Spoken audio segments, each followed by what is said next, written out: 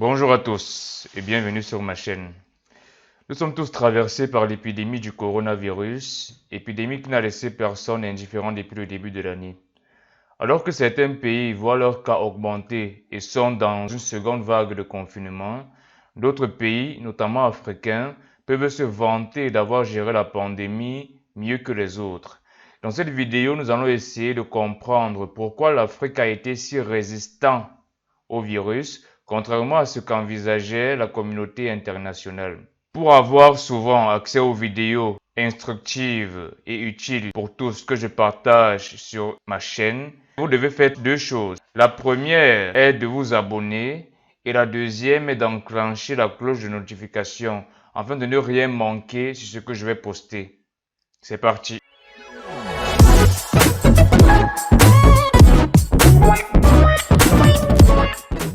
Hello, salut à tous. Aujourd'hui, nous allons essayer de comprendre pourquoi le corona n'a pas écrasé l'Afrique comme certains l'ont prédit. Mais avant d'entrer dans le sujet, essayons d'abord de voir pourquoi la communauté internationale a prédit le pire concernant le corona en Afrique. Il est important de savoir que le virus s'est propagé très rapidement en Europe, en Asie et aux USA. Et au vu du système de santé fragile de l'Afrique, de la surpopulation dans les grandes villes, du nombre de personnes exerçant dans le secteur informel et de la qualité de gouvernance régnant dans le pays, plusieurs organisations prévoyaient la catastrophe concernant la gestion de la pandémie en Afrique.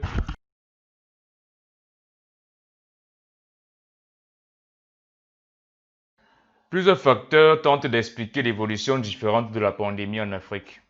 Le premier est que les pays africains ont pris des mesures au bon moment, c'est-à-dire au moment où il n'y avait pas encore ou très peu de cas. Si nous prenons l'exemple du Burkina Faso, la fermeture des frontières a été faite dès le premier mort, le 21 mars 2020, alors que dans les pays occidentaux, il a fallu qu'il y ait beaucoup plus de dégâts avant que certaines mesures soient prises.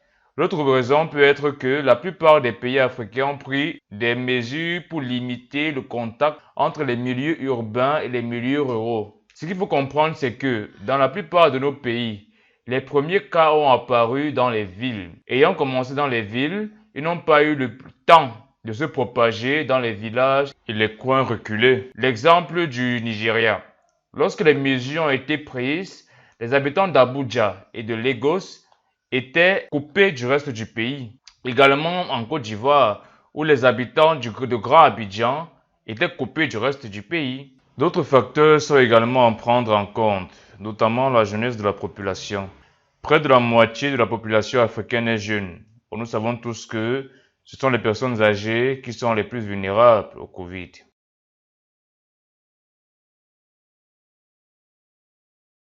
Certaines personnes croient que les Africains ont une immunité les empêchant de développer le corona, ce qui pousse certains rares Africains à douter de l'existence du virus. Mais est-ce vraiment la raison du faible taux de la pandémie sur le continent? Eh ben non. Expliquons cette théorie par des données. La plupart des personnes décédées du Covid dans les pays occidentaux, notamment aux USA et au Brésil, qui font partie quand même des pays les plus touchés au monde, sont des afro-descendants. De plus, aucun test scientifique n'a démontré que les Africains sont génétiquement immunisés au virus. Donc cette hypothèse d'une soi-disant super immunité anti-corona des Noirs n'est pas à considérer.